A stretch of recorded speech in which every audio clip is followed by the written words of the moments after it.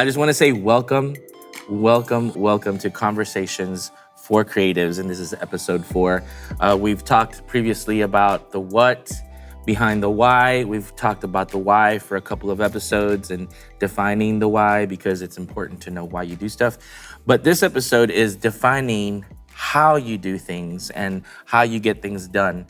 So today we're going to speak about how should you go about getting things done? How should you go about your execution now that you hopefully in these couple of weeks have defined why you do things and then what you do to execute that why? In this episode, we're going to talk specifically about how. What are some practical steps that you can adhere to or stick to that will tell you about how to go about it? So today we'll be talking about acquiring people or a team. There's basically 3 points, and I'll give you a fourth one at the end that helps me. Are number 1, human resources, people, your team, acquiring that. And John's gonna share a little bit about that. Number 2, the tools that you need, identifying them and acquiring them. And what can you do? And number 3, and last but not least, is patience, which is inside of you and you have to build. It's like a muscle. It doesn't just happen because not a lot of us are patient. We want to see quick results. So those are the 3 things we're going to jump into, and I'll let you know that fourth one at the end. So stick around. And I know some of you guys are at lunch or whatever. If you can stick with us we're going to try really hard to do this, a 30-minute situation. And we're going to move forward, but stay with us till the end because that last one is something that I personally do to kind of execute these 3. And it's really, really, really important. So John? Yeah. So defining your how, okay? We've talked about defining why you do it, what you do. So how do you do it? The number one thing, and I say this all the time, the most important thing in the music industry is relationships, okay? Period. Relationships. And that is relationships with people that you're working with people that inspire you, with the people that you're around. So the number one thing that you need in order to define your how do you do this, is people. Find your team, okay? No one can do this alone. Contrary to popular belief, nobody can do this alone. I know that it's very easy to look at certain people and it's like, okay, well, they're a one-person team. But what you're not seeing is the people behind the curtain that are helping them. Now, we definitely are in a DIY era where you can do so much by yourself. And we 100% encourage that. You shouldn't wait for people to start. Definitely. Get going. If you have something that you want to do, if you have music that you want to make and you've got a laptop or you've got an iPad, you've got a phone, get started. You can make your music, you can do that and start by yourself. But at some point, what we're talking about here is elevating what you do to the point of being a professional at this, okay? And so in order to get to that level, there will come a point where you will need to find a team. Because what? You need your team. You need people that do things that you might be okay at, but they're better at, okay? And the explanation of this is the fact that you have to understand that you are a record label, okay? You are your record label. Record labels didn't go away. Now you are the record label. You are the marketing team. You are the producer. You are all of these things. You are your record label. Now, in a record label, there are departments. You have marketing. You have distribution. You have all of these other things that when you're starting out your career, you're probably, if you've just started doing this, you've probably started to see, man, I've got to do this and I've got to do that and I've got to do this and I've got to do that, which we find so many people, that's kind of what stops them because it's like, man, I thought I was just in it for the music. Yeah. And then you've got to realize, well, I've got to upload it myself and I've got to make the artwork and I've got to make the videos and I've got to do that. And at the beginning when you're starting, yeah, you can do that yourself, but there will be a point where you've got to go from just okay to professional, level up, and that only happens with a team, because guess what? You're not good at everything. That's true. You are not good at everything, okay? That doesn't mean that you aren't good at some things or that you shouldn't know about other things, because we firmly believe that you should know about every part of the industry, which is what we're talking about here, which is why we're doing these conversations, because we've lived through that whole process.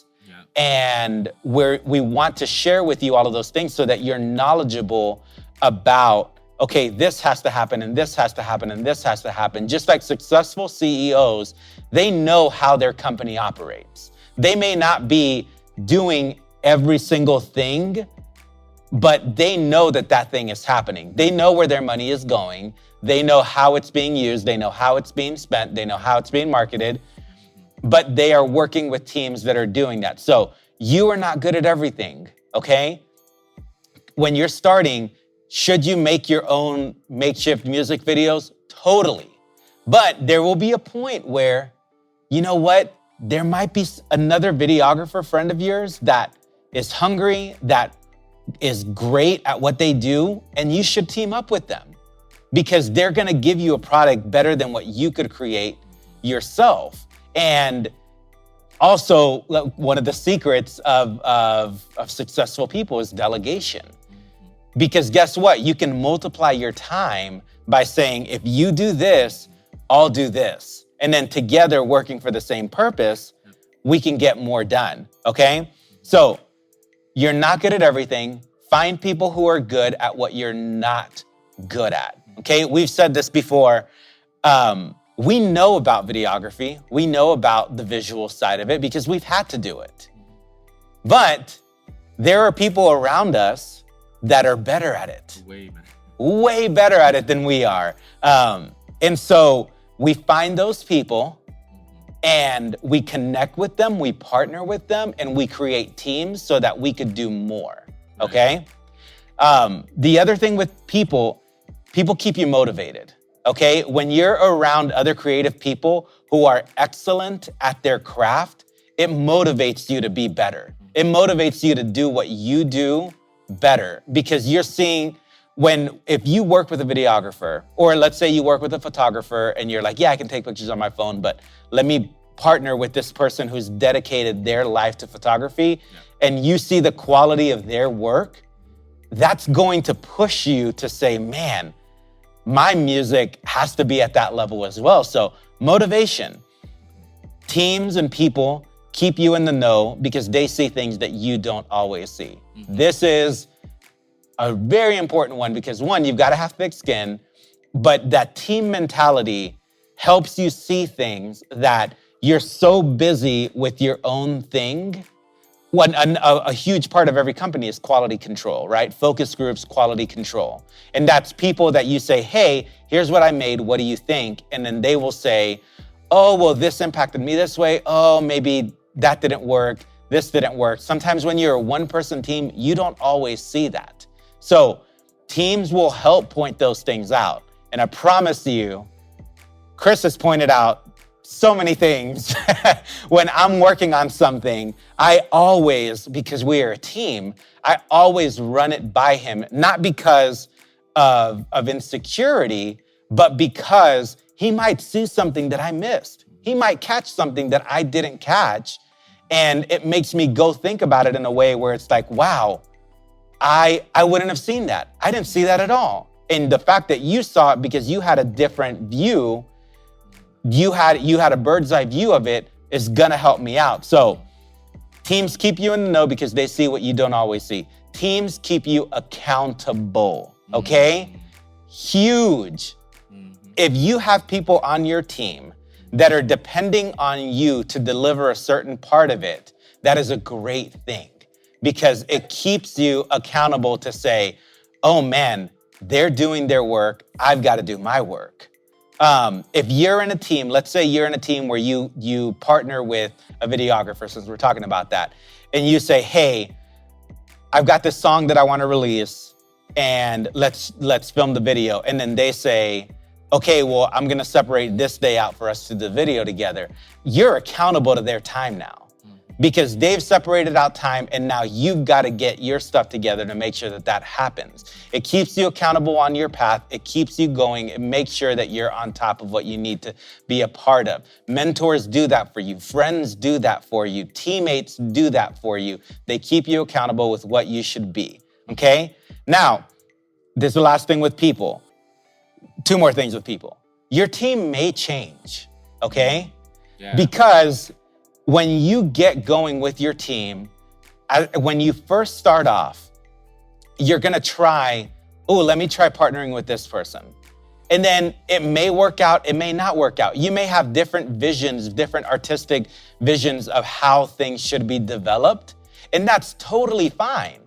As long as you're able to see that, you're willing to see it, you have the humility to see it, and you're able to say, you know what? Like, I enjoyed working with you. We have different artistic visions.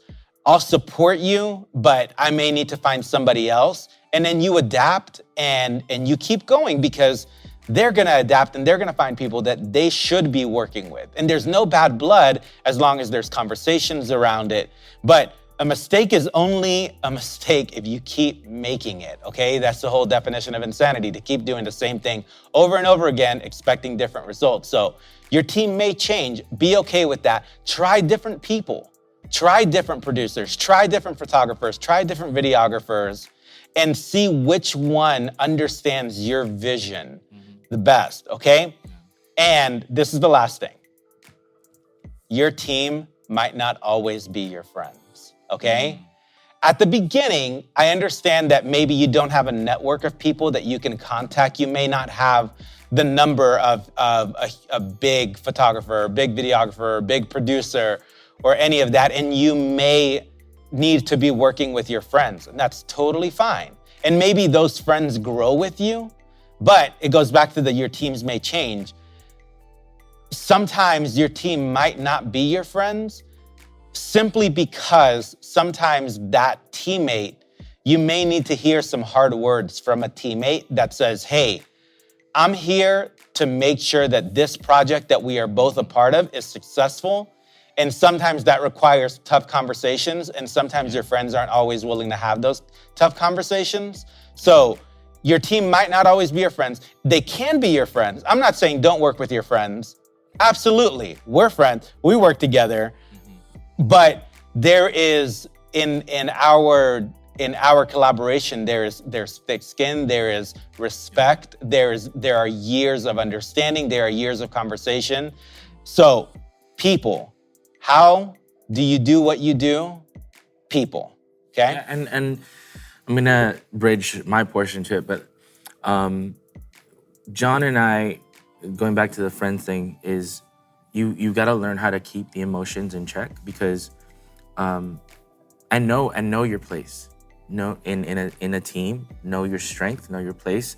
Again, if at first you're the centerpiece, and you're always going to be the centerpiece, but you build things around you, and you have to understand that there's fortes that people have and that they bring to the table, and you have to be okay with the delegation, like John said, because if you don't, you're going to be overwhelmed eventually. Yeah. If it actually is a healthy and growing thing, because I've always said this, if something's healthy, it'll grow.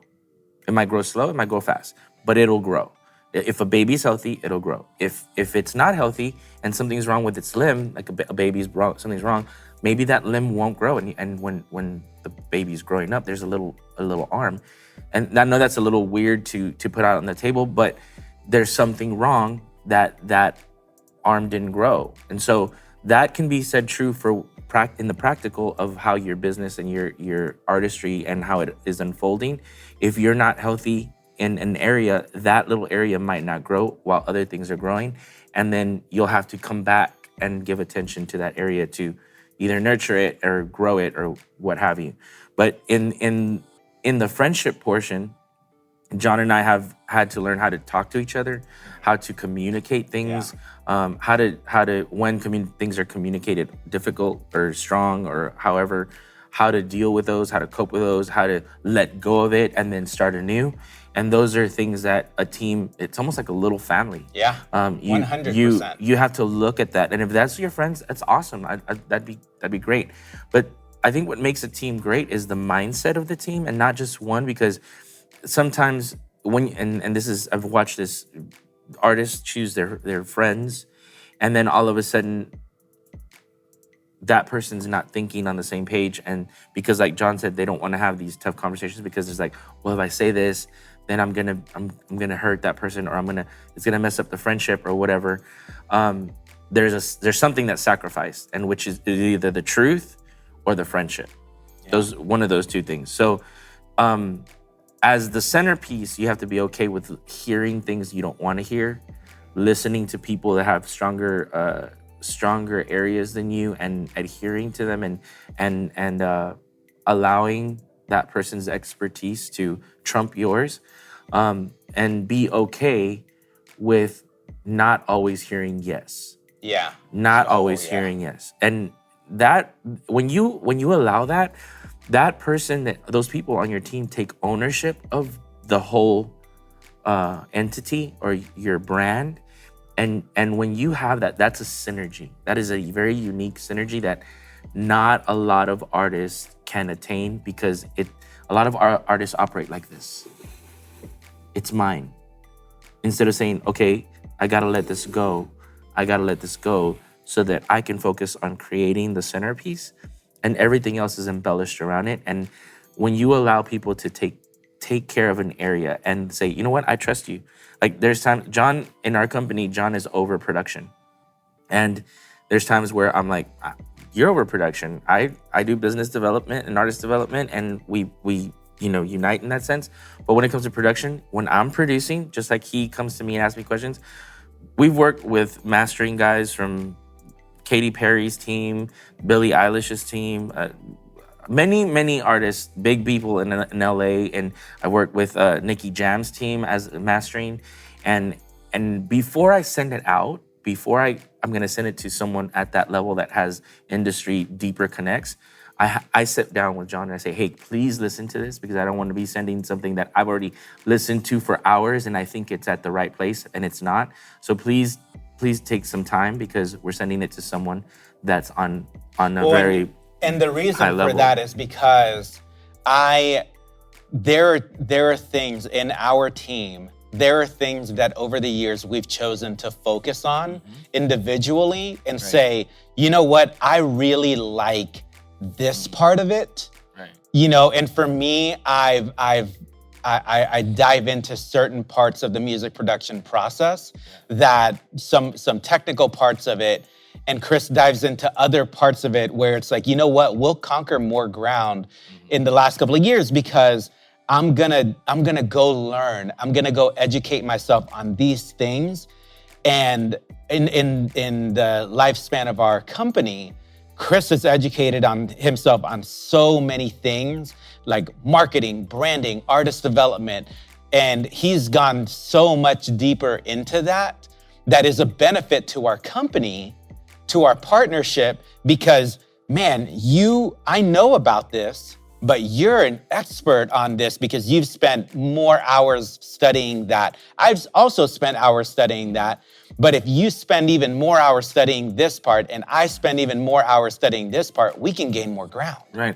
And you have to be okay with that, because like, since I do the artist development, it's kind of like the preliminary, and I have to say, okay, this artist, although I really want to work with them and I want to produce them myself because I can, I really feel like John would be a better fit for this artist. And letting go of something you kind of brought in sometimes is hard, and you have to be okay with that, because otherwise you're overwhelmed and the company will not grow and it will not flourish. Your brand as an artist, as a musician, if you don't let go of pieces to people that are stronger, is definitely going to get clogged up. So that brings it to the next part, which is tools. You, as the person that's the centerpiece, you have to identify, what tools do I need to make it in this industry? Well, that is a very broad spectrum. So the big pieces that you need are like, okay, well, I need assets for the execution of my songs, which might include recording audio, recording and producing, and that might include instruments, that might include a DAW, like Logic or Pro Tools. It might include a good microphone. You have to identify what it is that you need to make this successful and acquire these tools. And yes, it takes an investment. So in an ideal world, like, it'd be beautiful to just say, I need this, and they appear.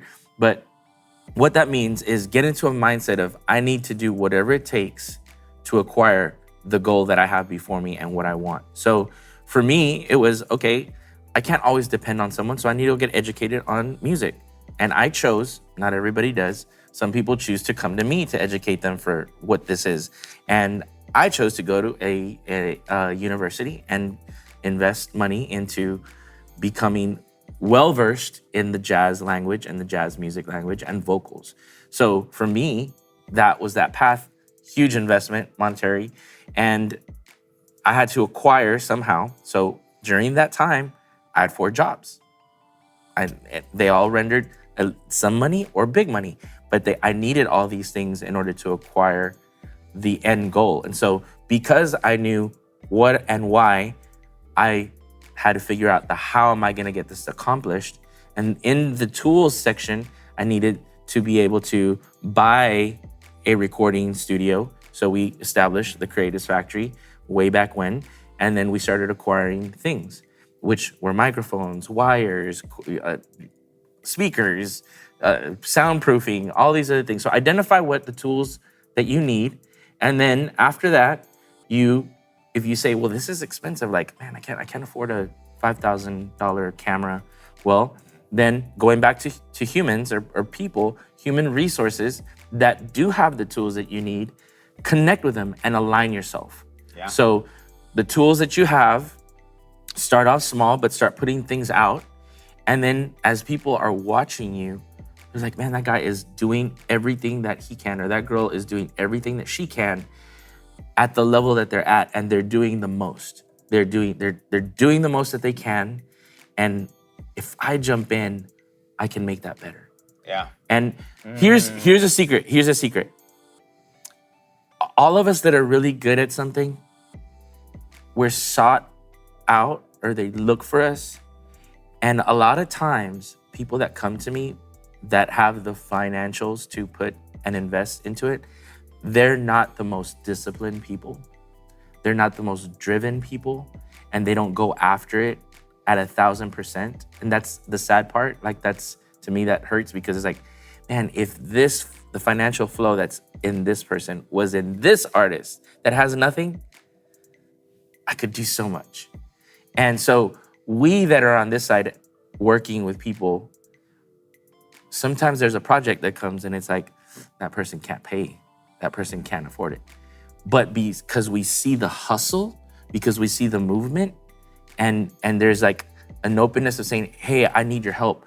Would you be willing to help me? I'll do whatever it takes. Like, I'll come clean your, like, there's gotta be an exchange, guys. So while you're trying to find these alignments, and let's say you don't have money, or you're allotting your money to acquiring tools, reach out to people that are in this industry that are good, but make sure you have a track record of doing the most that you can with what you already have, and putting it out there, because we've gotten some major projects and placements because we put it out on social media. We put out on social media that we were great at Latin music. And so we were summoned by a bigger company to go ahead and do 2 albums that are still being placed in so many television and film. And we have that opened the door to that world for us because of social media. So wherever you're at, post.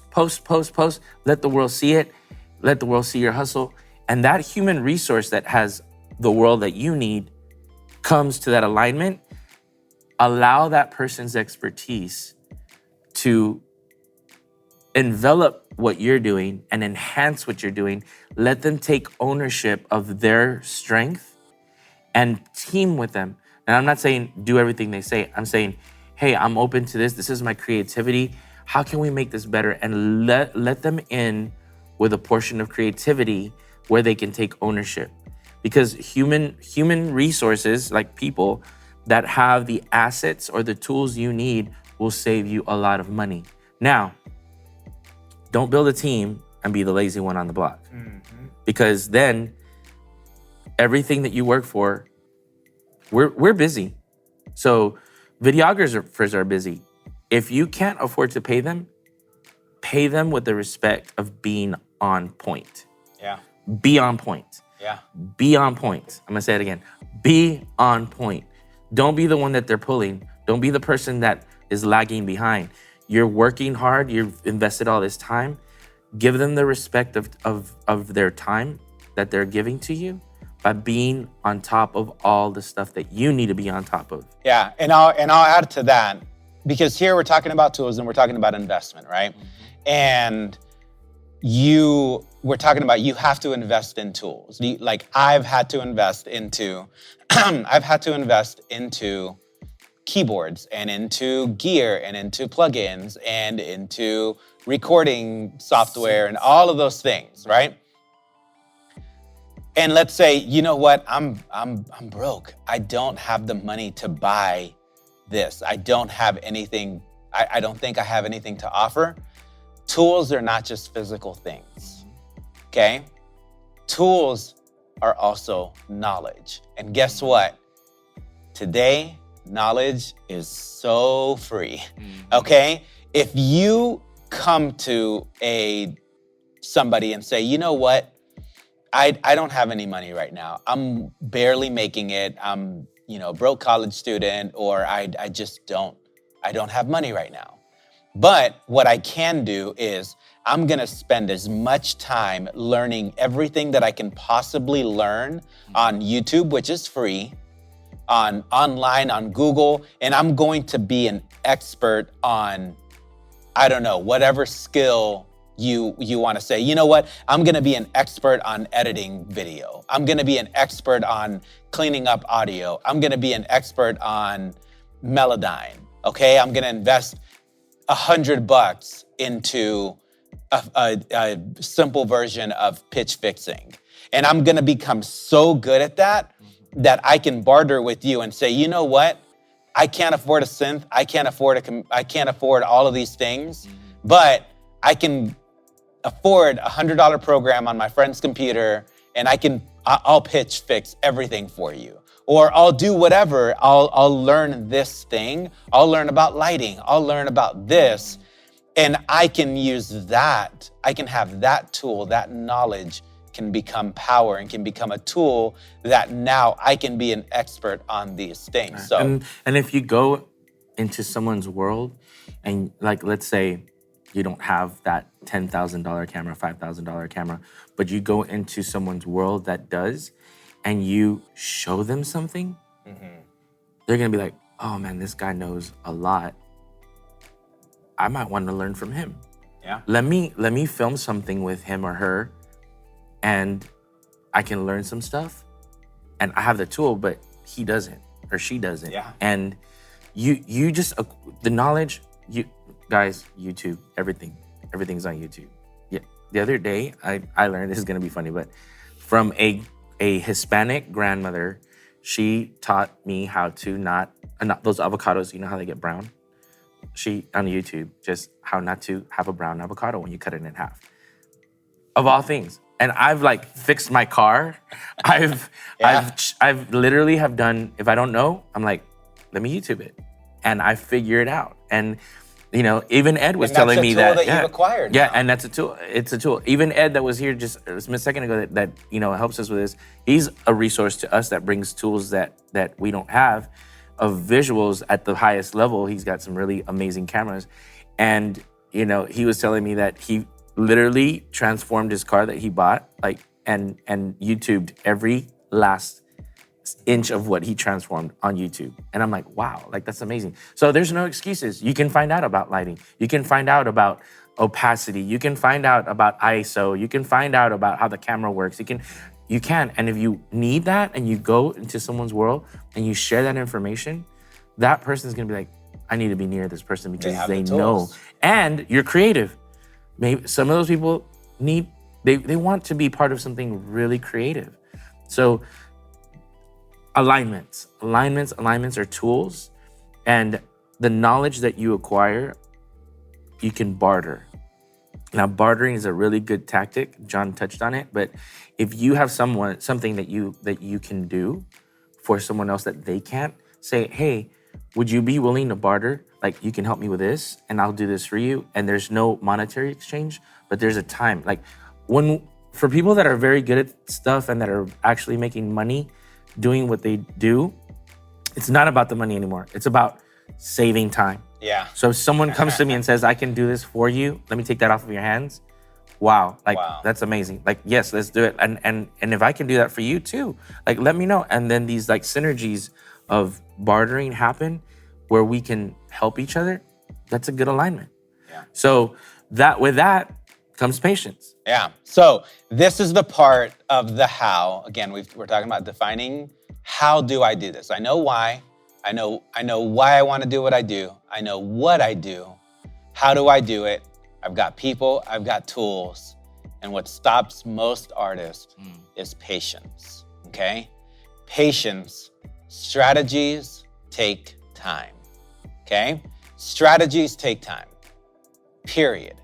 Strategies take time simply because strategies are about adaptation, are about learning, adjusting, growing, making mistakes, learning from those mistakes, trying something else, growing, making mistakes, learning something else. And that cycle continues and it continues, okay? And a lot of artists, and we touched on this on another episode, where we live in an era of instant gratification. We live in an era of, I can just go on The Voice and someone hears me sing and then I become a pop star and that's it. It's that easy, I guess. And it really isn't. Because one, those things happened because there were people in place. There were tools such as a television program, such as the cameras, such as the judges, the marketing, all of that made that happen. And there were strategies that did that in place. So you're only seeing just that little part, but when you're taking control of your music career, which is what we're talking about, okay? When I say that you are your record label, I mean that in the most positive, freeing way that I could ever mean it, okay? You get to be everything. You get to be your own record label, which means you get to manage everything that happens, you know everything that happens, and you keep way more, okay? But strategies take time. When you're releasing music, there's so much about learning who is my audience and how do I find that. I firmly believe that no matter what kind of music you make, there is an audience for that kind of music. I believe that with my entire heart, that if you made something as weird as it is, there is somebody else in the world that would say, oh, that's pretty cool, and will listen to it. Now, how do you get to them? That involves the strategy. And strategies happen when you have people around you, when you have tools around you, and when you have the patience to say, you know what? I'm gonna make a video, I'm gonna post, I'm gonna put out a song, and maybe that song only got 50 plays. Okay? I'm gonna have patience because I believe in what I do, and I'm gonna implement another strategy. I'm gonna learn from that one and try something else. Troubleshoot. I'm gonna troubleshoot. Yes, big time. So that takes time and that takes patience. If you release a song and it doesn't blow up immediately, guess what? That's normal. Okay? If you made a playlist once and you got a bunch of plays, great, awesome. If you put out another song and it didn't make a playlist and you have 50 plays, guess what? Have patience because you're in it for the long haul. There's going to be ups and downs in business. There's going to be ups and downs in your career. And you have to have the patience to be able to go through it. You've got to have the patience to analyze the strategies and adapt, troubleshoot. What works, what doesn't. This is where your people come into play, where you have your team around you and you say, man, I put this song out and it feels like nobody cared. And then somebody on your team says, you know what? It's because your posts were just about this the last month and I didn't really connect with that. But the post that you did last month where you showed us what a day in your world was, man, I really engaged with that. You should do more of those. Let's try that strategy again. And you're like, you know what? I didn't think people cared about that one, but I guess people do. So again, people will inform that, but you have to have the patience and the consistency, but you've got to have the patience to see this out. Yeah, and I think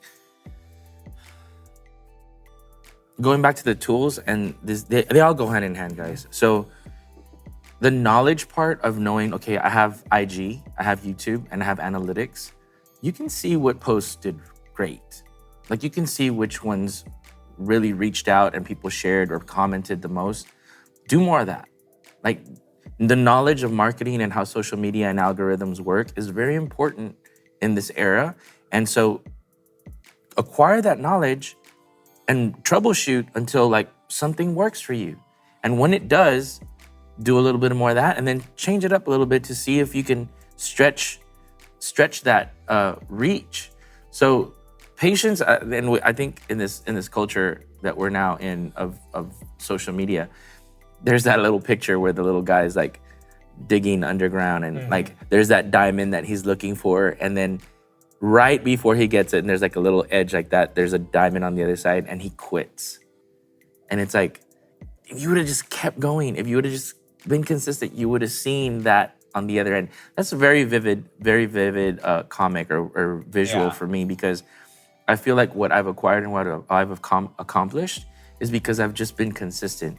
And it's been, if you want an overnight, winning American Idol or whatever, that's cool too. You better be really good because the competition is strong. Yeah. But you got to also know, if you're going to go in there and your goal is to win that competition, knowledge, again, this goes back to knowledge, that they're not going to just give you that platform without a strong contract of like 7 or 8 years. Yeah. You're going to sign your first 8 years away to them because they've set a platform. They spend millions of dollars for people to see this show, and you're just going to have it for free. And then people go there and they're like at round 5 and it's like, what, you're trying to give me a contract for 7 years? Well, should I do this? Should I not? You don't know what that means. What that means is for those next years of performing and doing things, everything you do belongs to them. That's acquiring knowledge. Now you're at a bigger decision because like what? You're 20, by the time you get out of this contract, you're 27. Is that a good decision? Or if you're 27, by the time you get out of this contract, you're in your 30s. Is that a good decision? Knowledge, guys. Knowledge and patience. So like some people don't want those long contracts. Okay, then be patient. John's saying you're a record label. What does that mean? Knowledge, again, or people that know what that means. Yeah. And trust and do. Okay, I need a marketing team. I need a assets production team. I need branding team. I need a producer and recording team. I need to be healthy. I need to work out. I need a choreographer. I need a stage presence coach. All these things that a record label would hand you, you need to acquire as an independent artist because you're your own label, which is amazing. Now, the strategies, that's also something that's knowledge you have to acquire. Or a manager will do it for you, or someone on your team that knows, trust that, and be patient with that so that when you go in there, your strategy is, okay, causing curiosity outside of your reach, your normal reach.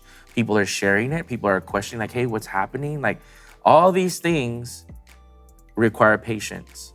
Now, in a strategy, if you don't know how to build a strategy, research, and it's pretty simple. You set a plan of when you're going to release something. And this is the fourth one. You set a plan of how you're going to release it. These days, I'm going to release these assets. These days, I'm going to release these videos, for pictures. I'm going to cause curiosity. I'm also going to post. I'm going to talk about this. I'm going to do an interview, release an interview, whatever it is. All these we call assets like pictures or videos that will point to something else. Those, you set them on your calendar and you execute them in a timely manner so people can be like, oh, something's happening with this artist. Oh, there's a release. Oh, there's an interview that's going to happen. Oh, there's a red carpet event that they're going to attend and they're going to be there. Whatever it is you're promoting on top of your normal let me get to know you posts, right? Now, one thing that I like to do is secure the timeline. And this is the bonus that I was talking about. What I do as a manager and as an artist developer that gives advice or consultation is I say, okay, this is the release date. Put that at the end, fixate that, and mark it. It's unchangeable. You put it into your distribution company and you set the date for, let's say, 6 weeks from now. Once you upload it, like, it's not movable. It's gonna happen. That timeline at the end and putting a hard deadline that's not movable forces you to do all the others, because if you don't do them, then you're not gonna have a good release. So putting a stronger deadline beyond little deadlines pushes you to accomplish all the goals that you set out for. Now, that requires meeting with your team, meeting with your people that you've acquired and saying, okay, by this date, can we have the BTS for the video that we are shooting on this date? Okay, so we shoot this date, and then by this date, we have the BTS and pictures. So, okay, who's doing the BTS? Okay, we got to schedule someone. We got to acquire someone. All these things that you're doing will push you to get organized, to do things right, to have calendars. Yeah. It's like, man, I just want to do art. I just want to do my music.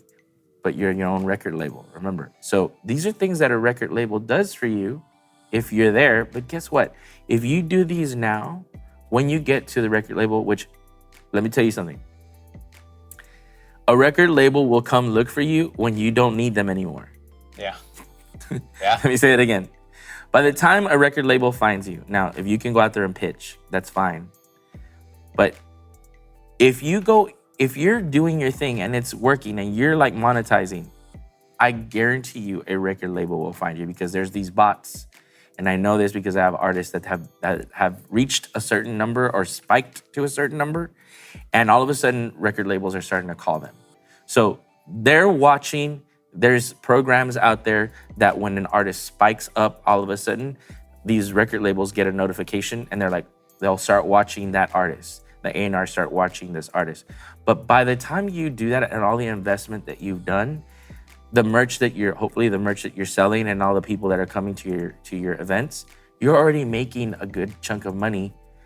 That's when they start coming, because it's like, okay, now we can monetize, and they understand the business behind what needs to be done. If we take that artist, we can make it even bigger. Here's where you say, okay, I want to keep creative control. Now you can, because you've built something. Okay, creative control is important because you've planned, you've strategized, you've executed, you're consistent, and people can say, all we got to do is throw $12 million at you, and you'll do that on a higher level. We don't even have to do anything. We'll just make money back. But if you don't strategize and do all these things that we're talking about, they're going to say, okay, you're kind of good at this video thing. Let me bring our video people and they'll replace your team. It's not optional. If you want to be with us, we're going to secure making the money back, because remember, record label is also a bank, primarily a bank. If there's a weak situation, they're going to bring the team that they already have to make sure this is not a failure. I want to make my money back. So cross your T's and dot your I's on the way, guys. All these things, acquiring the right people. And here's why, when John said, it's not always your friends, sometimes we want someone that we're close to there, but they're not that strength that you need to take it to that next level. They're just someone that gives you security. Now, that's an emotionally driven decision. We never do business on emotionally driven decisions. So you have to be okay with letting friends sometimes help you but then they turn into just friends. It's okay. Friends are good. Now, if they grow with you and they're good and they acquire and they start working from the grassroots level and then they're operating on a professional level, man, that's amazing. So a team that's going on the journey and grows big, that's amazing. So set timelines with timeline deadlines that force you to be accountable to the execution of all these other little deadlines. That's the last tip that we wanted to give to you. So the people, the tools, the patience, and putting goals and timelines, hard goals and timelines that keep you accountable is one of the best things you can do and analyze and secure in your music business journey. And realistic timelines. Think about creating hard, realistic timelines. A realistic timeline is not, if I've put out one song. A realistic timeline is not, the Recording Academy is gonna write me in for the Grammys that are happening in January. Like, they're gonna throw my song in because I just released it. Yeah. Like, that's not realistic. Or, tomorrow, like I just opened up my Instagram and I wanna sell out Madison Square Garden this weekend. Yeah, that's not a realistic timeline. A realistic timeline, what we're talking about is, I am going to release a song by the end of the year. And then I will release a song every month for all of 2022. Like, that is a realistic timeline. Something that you can say, I am going to do this no matter what. No matter what, I'm going to do this. And when you have those realistic timelines that put a fire in you, then you go back and you say, okay, who do I need to make this happen? What tools do I need to make this happen? Do I have the patience to make this happen and to be consistent with it? But those timelines, that's why that's our bonus round. Those timelines light a fire. Okay? Yeah. Those timelines they light a fire. And that's why that's so important. Because if you have the people, the tools, and the patience, but it's kind of open-ended to when you're gonna get it done, I promise you it won't get done. Okay? There's a rule that I think it's called Parkinson's law, I believe, where it says, things take the exact amount of time that you've allotted for them. So think back on any time you've ever had to write a paper in school.